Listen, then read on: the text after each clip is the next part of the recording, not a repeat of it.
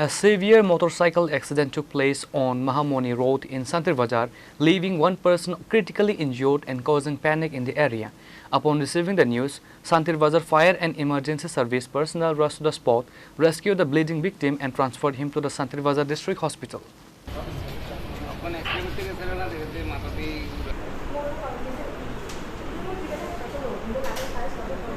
A fire official identified the injured individual and confirmed the involved motorcycle's registration number as TR03S8594. The victim sustained severe head injuries and is currently undergoing emergency medical treatment at the district hospital.